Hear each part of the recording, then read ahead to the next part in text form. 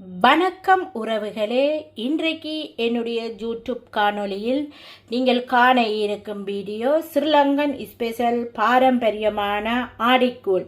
வாங்கோ, இந்த ஆடிக்கூழ் நான் எப்படி செய்தேன் என்று சொல்லி வீடியோக்குள்ளே போய் பார்க்கலாம். வீடியோக்குள்ளே போகிறதுக்கு முன்னால் ஃபர்ஸ்ட்டாக இந்த வீடியோ பார்க்குறீங்களா, அப்போ மறந்துடாமல் சப்ஸ்கிரைப் பண்ணிவிட்டு பக்கத்தில் இருக்கிற பெல் பட்டனையும் கிளிக் பண்ணிவிட்டு பாருங்கள். அப்போ தான் நான் போடுற வீடியோக்கள் எல்லாம் உங்களுக்கு உடனே நோட்டிஃபிகேஷனாக வந்து சேரும். ஒரு லைக் ஒன்று போட்டுடுங்க. லைக் போட மறந்துடாதீங்க. நீங்கள் போடுற லைக் தான் எனக்கு ஒரு மோட்டிவேஷனாக இருக்கும். இப்போ வாங்க வீடியோக்குள்ளே போகலாம். இந்த பார்த்தீங்களன்னு சொன்னால் நான் வந்து ஆடிக்கூழ் செய்ய போகிறேன். அதுக்கு தேவையான பொருட்கள் பார்த்தீங்களா, இதில் சிவப்பு பச்சை அரிசி எடுத்து நான் ஊற வச்சு எடுத்து வச்சிருக்கிறேன். மற்றது இதில் ப்ரௌன் சுகர் எடுத்து வச்சிருக்கிறேன். இனிப்பு காணாண்டா ப்ரௌன் சுகர் போட்டுக்கொள்ளலாம். இது நாட்டு சர்க்கரைன்னு சொல்லுவேன். பனங்கட்டி குட்டான் எடுத்து தூள் தூளாக உடைச்சி எடுத்து வச்சிருக்கிறேன். சர்க்கரையிலும் செய்யலாம். அதாவது தேங்காயை உடைச்சி இப்படி பல்லாக கட் பண்ணி எடுத்து வச்சிருக்கிறேன். வேறு ஒரு கப் எடுத்து வச்சிருக்கிறேன். உங்களுக்கு எவ்வளோ தேவையோ அதுக்கேற்ற மாதிரி நீங்கள் போட்டுக்கொள்ளலாம். தேங்காய் சொட்டு பயறு கூடுதலாக இந்த கூழுக்கு போட்டிங்களாண்ட ஆடிக்கூழுக்கு நல்ல டேஸ்டாக இருக்கும். இது ஒரு ஹெல்த்தியும் ஆரோக்கியமான உணவு. இதில் பார்த்தீங்கன்னு சொன்னால் மிளகு சீரகம் எடுத்து வச்சிருக்கிறேன்.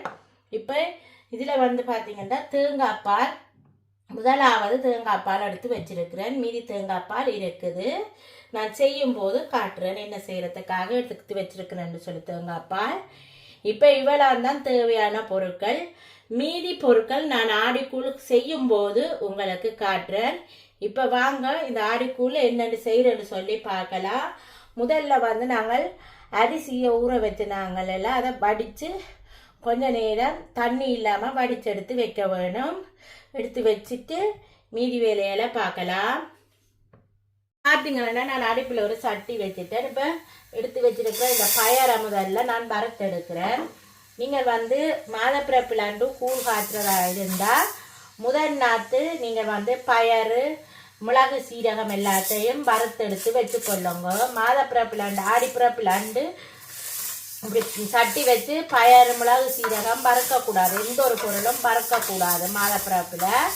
அதனால் நீங்கள் முதல் நாற்றே நீங்கள் கூழ் காட்டும் போது எல்லாத்தையும் ரெடி பண்ணி எடுத்து வச்சிங்களான்னு சொன்னால் அடுத்த நாற்று கூழ் காட்டலாம். இந்த பயறு நல்லா பொன்னிறமாகும் வரையில் நாங்கள் இதை பயரை வறுத்தெடுக்க வேணும். நான் ஆல்ரெடி ஒரு ஆடிக்கூழ் போட்டிருக்கிறேன். வேணுமானாக்கள் அதையும் போய் செக் பண்ணி பார்க்கலாம்.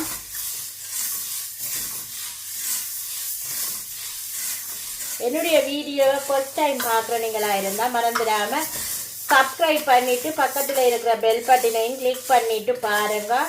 என்னுடைய வீடியோவுக்கு ஒரு லைக் கொண்டு போட்டுருங்க. நீங்கள் போடுற லைக் தான் எனக்கு ஒரு மோட்டிவேஷனாக இருக்கும். லைக் போட மறந்துடாதுங்க. வீடியோவை ஸ்கிப் பண்ணாமல் பாருங்கள்.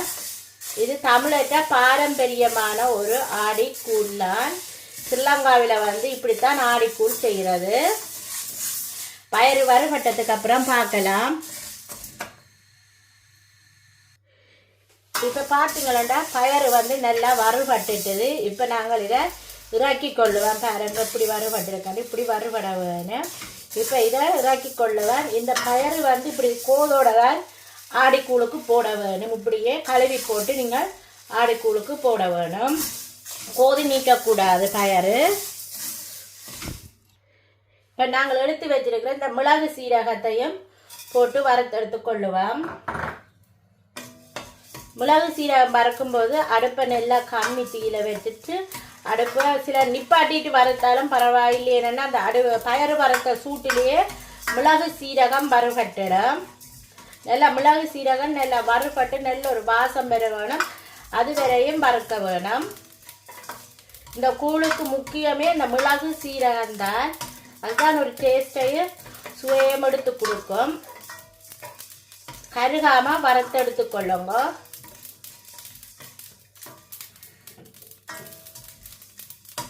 இப்போ பார்த்தீங்களான்னு சொன்னால் மிளகு சீரகமும் வறுபட்டுடுது பாருங்க. இப்போ இதையும் நாங்கள் நல்லா ஆற விடுவோம்.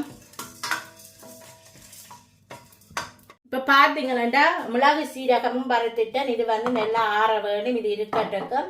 அதே மாதிரி பயரும் வறுத்து எடுத்தாச்சு. இப்போ வந்து நான் ஒரு மிக்சி ஜார் எடுத்திருக்கிறேன்.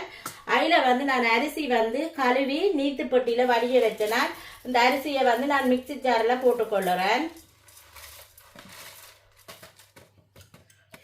இப்போ நாங்கள் அரிசியை வந்து நல்லா மாவாக அரைச்சி எடுத்துக்கொள்ளுவோம். இப்போ வந்து பார்த்தீங்கன்னா நான் வந்து மாவு அரைச்சி பண்ணியிருக்கேன் பாருங்க. இதை இப்போ நான் அரிக்கல்ல போட்டு அரிச்செடுக்க போகிறேன். அரிச்செடுத்துட்டு இன்னொருக்கா நீங்கள் அடிச்செடுத்தீங்களேன்னு சொன்னால் காணுமா வந்து கூழுக்கு வந்து நீங்கள் வந்து ஃப்ரெஷ்ஷான தேங்காய் பால் உடனே இடித்து அரிசி மாவில் செய்தீங்களேன்னு சொன்னால் தான் நல்லா இருக்கும். கூழ் வந்து ஒரு நல்ல சுவையாயும் கொடுக்கும். ஒரு ஆடிக்கூழ் காய்ச்சறது கொஞ்சம் நேரம் வேலை தான். நீங்கள் எல்லாத்தையுமே ஃப்ரெஷ்ஷாக எடுத்து செய்தீங்களா கொஞ்சம் ஹெல்த்தியாகவும் இருக்கும். இப்போ நாங்கள் இந்த மாவை அரிச்சிட்டு பார்க்கலாம். இப்போ பார்த்தீங்களா நான் வந்து மாவு வந்து இடித்து எடுத்துட்டேன் பாருங்க. இப்போ இதில் இருந்து நான் கொஞ்சமாக மாவு எடுக்க போகிறேன். உங்களுக்கு எவ்வளோ தேவையோ அதுக்கேற்ற மாதிரி எடுத்துக்கொள்ளுங்கம்மா. இப்போ இதில் மாவு எடுத்துட்டேன். நான் இப்போ இதில் வந்து இனிப்புக்காக கொஞ்சமாக ஒரு 2 டேபிள் ஸ்பூன் அளவு சீனி போட்டுக்கொள்கிறேன். இப்போ பார்த்தீங்கன்னா இந்த மாவில் வந்து நான் ஒரு சுண்டு அளவு மாவு எடுத்திருக்கிறேன். அதுக்கு வந்து 2 டேபிள் ஸ்பூன் அளவு சுகர் போட்டிருக்கிறேன். இப்போ தேவையான அளவு கொஞ்சமாக உப்பு போட்டுக்கொள்கிறேன். போட்டுட்டு இதை நல்லா இப்போ மிக்ஸ் பண்ணி கொடுங்க. இதில் வந்து நீங்கள் தண்ணி விட்டு குழச்சும் எடுக்கலாம். இல்லைன்னு சொன்னால் கொஞ்சமாக பால் விடலாம். நான் வந்து பால் விட்டு குழைக்க போகிறேன். நீங்கள் எடுத்து வச்சிருக்கிற முதலாம் பாலில் நீங்கள் வந்து ஒரு 2 டேபிள் ஸ்பூன் அளவு பால் விட்டீங்களாண்டாலே காணும் இந்த மா குழைக்கிறதுக்கு. இப்போ நான் 2 டேபிள் ஸ்பூன் அளவு விட்டுருக்கிறேன் தேங்காய் பால்.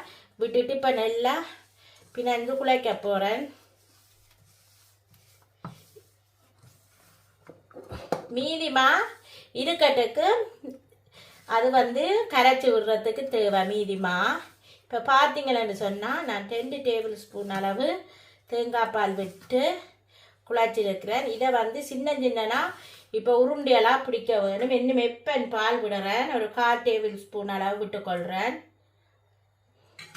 இப்போ பிடிக்கிறதுக்கான நல்ல பருவமாக ஆயிட்டுது. இப்போ இதை வந்து நாங்கள் சின்ன உருண்டையலாக பிடிச்சி எடுக்க வேணும். பாருங்க, இப்படி சின்ன உருண்டையலாக நாங்கள் உருட்டி எடுக்க வேணும். இதில் சீனி போட்டபடியாக கொஞ்சம் கசியக்கூடும். அதால் தான் நான் இந்த பருவத்தில் குழச்சி எடுத்துருக்கிறேன்மா. நீங்கள் சீனி போடாமல் வெறும் தண்ணி விட்டும் தேங்காய் பால் விடாமல் குழச்சி எடுக்கலாம். நீங்கள் வந்து உடனே இடித்து செய்கிற மாவேண்டா நல்லா இருக்குமென்றதால தான் நான் உங்களுக்கு உடனே இடித்து மாவில் செய்து காட்டுறேன். அப்படி உங்களுக்கு கஷ்டமெண்டா கடையில் விற்கிது நல்ல அரிசி மாக்கள், அதில் வேண்டியும் நீங்கள் செய்து கொள்ளலாம். இப்போ இதை எல்லாத்தையும் உருண்டையெல்லாம் பிடிச்சி எடுத்துட்டு பார்க்கலாம். இப்போ பார்த்தீங்களா நான் உருண்டையெல்லாம் நல்ல அழகாக உருட்டி எடுத்துட்டேன். உங்களுக்கு என்ன சைஸ் வருமோ அதே மாதிரி நீங்கள் உருட்டி எடுத்துக்கொள்ளலாம். இப்போ உருண்டையெல்லாம் உருட்டி எடுத்தாச்சு. இப்போ என்ன செய்யலாம்னு சொல்லி வாங்க பார்க்கலாம்.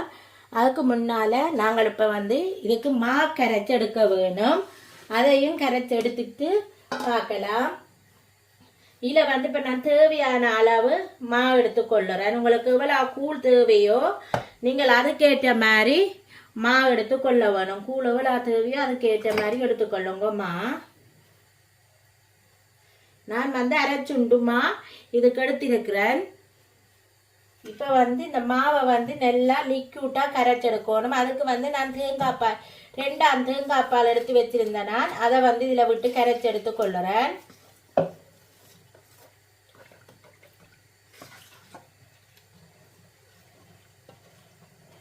கரைச்செடுத்த மாவு இப்படி இருக்கட்டுக்கும். பார்த்தீங்களா நான் வந்து சட்டியில் தண்ணி கொதிக்க வச்சிருக்கிறேன் பாருங்க. இப்போ தண்ணி வந்து நல்லா கொதிச்சுட்டுது. இப்போ நாங்கள் இந்த உருட்டி வச்சிருக்கிற உருண்டையெல்லாம் முதல்ல போடுவோம். நல்லா அவியட்டுக்கும் ஒன்றோட ஒன்று ஒட்டாமல் இருக்கிறதுக்காக நான் ஒன்றொண்டா எடுத்து போட்டுக்கொள்ளுறேன். தண்ணி நல்லா கொதிக்க வேணும். எல்லா உருண்டையிலையும் போட்டுட்டு பார்க்கலாம். இப்போ பார்த்தீங்களா எல்லா உருண்டையும் நான் போட்டுட்டேன். நல்லா ஒரு கொதி விரட்டுக்கு அவிஞ்சு அதுக்கப்புறம் மீதி பொருட்கள் என்னென்ன போடுறேன்னு சொல்லி பார்க்கலாம். இப்போ பார்த்தீங்களா நாங்கள் போட்ட உருண்டை வந்து அவிஞ்சிட்டுது பாருங்க, நல்லா கொதிச்சு அவிஞ்சிட்டுது. இப்படி இருக்க வேணும். இப்போ நாங்கள் கழுவி எடுத்து வச்சிருக்கிற பயரை வந்து இதுக்குள்ள போட்டுக்கொள்ளுவோம். பயறு வந்து நல்லா அவிய வேணுமெண்டு இல்லை, பயறு வந்து குடிக்கும்போது கடிபட்டாத்தான் நல்லா இருக்கும். அதுக்காகத்தான் பயரை வந்து உருண்டி அவிஞ்சதுக்கு அப்புறம் போட்டுக்கொள்ளுறேன்.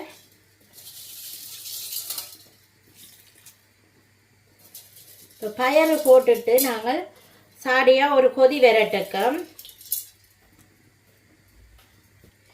பார்த்தீங்கன்னாலே தெரியும் உருண்டையெல்லாம் நெல் அவிஞ்சு பாருங்க தனித்தனியாக வந்திருக்குது பாருங்க, இப்படி வர வேணும். இப்போ ஒரு பயறு வந்து ஒரு கொதி விரட்டுக்கும். அதுக்கப்புறம் மீதி பொருட்களை நாங்கள் போட்டுக்கொள்ளலாம். இந்த கூழுக்கு வந்து நாங்கள் கொஞ்சமாக உப்பு போட்டுக்கொள்கிறேன். என்னென்னா இந்த இனிப்பு எடுத்து கொடுக்குறதுக்காக உப்பு போட்டுக்கொள்கிறேன். இப்போ இதை வந்து நாங்கள் எடுத்து வச்சிருக்கிற இந்த தேங்காய் சொட்டை போட்டுக்கொள்ளுவோம்.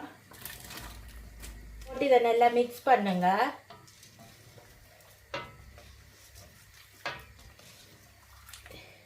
ஒரு கொதி விரட்டுக்கும். இப்போ இதில் வந்து நாங்கள் எடுத்து வச்சிருக்கிற இந்த நாட்டு சர்க்கரைன்னு சொல்லுவோம். இது பனங்கட்டியும் நாட்டு சர்க்கரையும் சேர்ந்தது. அதை போட்டுக்கொள்கிறேன். நீங்கள் தனியாக சர்க்கரையிலையும் செய்யலாம், தனியாக பனங்குட்டான்லேயும் செய்யலாம். நான் ரெண்டும் கலந்து தான் எடுத்திருக்கிறேன் இந்த முறை செய்கிறதுக்கு. இப்போ எல்லாத்தையும் மிக்ஸ் பண்ணியாச்சு.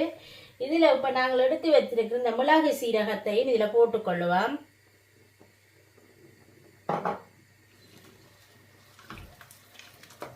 போட்டு நல்லா மிக்ஸ் பண்ணுங்க. இப்போ இதில் இனிப்பு குடிச்சு பாருங்க. இனிப்பு காணுமென்னா நீங்கள் சீனி போட தேவையில்லை, இல்லையாண்டா கொஞ்சமாக சுகர் போட்டு கொள்ளுங்க. இப்போ வந்து எல்லாம் நல்லா கொதிச்சு அவிஞ்சிட்டுது. இப்போ இதில் வந்து நான் ஒரு 1/2 டேபிள் ஸ்பூன் ஏலக்காய் பவுடர் போட்டுக்கொள்கிறேன். அதையும் போட்டு நல்லா மிக்ஸ் பண்ணி விடுவேன். நீங்கள் மிளகு சீரகத்தோடையும் ஏலக்காயை போட்டு வறுத்து அரைச்சி போடலாம். நான் திரும்ப அரைச்சி எடுத்து வச்சிருந்த வரையாக போட்டிருக்கிறேன். இப்போ இதில் வந்து நாங்கள் கரைச்சி எடுத்து வச்சிருக்கிற இந்த மாவை வந்து இனி விட்டு கொள்ளுவோம். கொஞ்சம் கொஞ்சமாக விட்டு மிக்ஸ் பண்ணி கொள்ளுவோம்.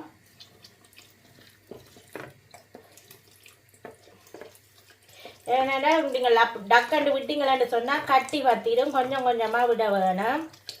அடுப்பை வந்து கம்மி தீயில விட்டுட்டு செய்யுங்க.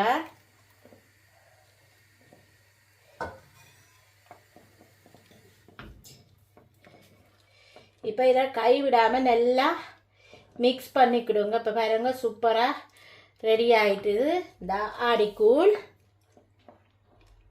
இப்போ நல்லா மிக்ஸ் பண்ணியாச்சு. இது ஒரு கொதி வர வேணும். அது வரையும் நாங்கள் மிக்ஸ் பண்ணிவிட்டு அடுப்பை வந்து கம்மி தீயில வச்சுட்டு விடுவோம். ஒரு கொதி வரட்டுக்கும். அதுக்கப்புறம் பார்க்கலாம். இப்போ ரக்கிறதுக்கு ஒரு 5 நிமிஷத்துக்கு முன்னே நீங்கள் எடுத்து வச்சிருக்கிற இந்த முதலாம் பாலையில விட்டுக்கொள்ளுங்க. இப்போ விட்டுட்டு நல்லா மிக்ஸ் பண்ணுங்க. இப்போ ஒரு 5 நிமிஷத்தால் ஆடிக்கூழ் வந்து இறக்கி கொள்ளலாம். பார்த்தீங்கன்னா சூப்பரான ஒரு ஆடிக்கூழ் ரெடி ஆகிட்டுது பாருங்க. ஒரு ஹெல்த்தியும் ஆரோக்கியமான பாரம்பரிய முறையில் நான் ஆடிக்கூழ் செய்திருக்கிறேன். யாழ்ப்பாணத்தில் இப்படித்தான் நாங்கள் ஆடிக்கூழ் செய்கிற நாங்கள். இதுதான் பாரம்பரியமான முறை வந்து ஆடிக்கூழ் செய்கிற முறை. இப்போ நாங்கள் சர்விங் பவுலுக்கு மாற்றிட்டு பார்க்கலாம். இப்போ பார்த்தீங்களா சூப்பரான ஒரு டேஸ்டியான ஆடிக்கூழ் வந்து ரெடி ஆகிட்டது. நீங்களும் இதே மாதிரி செய்து பாருங்க. ஆடிக்கூழ் உண்மையிலே அவ்வளோ நல்ல டேஸ்டாகவும் சுவையாகவும் இருந்தது. நீங்களும் செஞ்சு பார்த்துட்டு உங்களோட கமெண்ட்ஸை வந்து எனது கமெண்ட் பாக்ஸில் தெரிவியுங்க.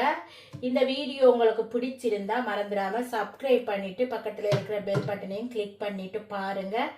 அப்போ தான் நான் போடுற வீடியோக்கள் எல்லாம் உங்களுக்கு உடனுக்குடனே நோட்டிஃபிகேஷனாக வந்து சேரும். ஓகே ஃப்ரெண்ட்ஸ், இதே மாதிரி இன்னொரு ரெசிபியுடன் உங்களை சந்திக்கும் வரை உங்களிடமிருந்து விடைபெறுவது நான். Bye friends.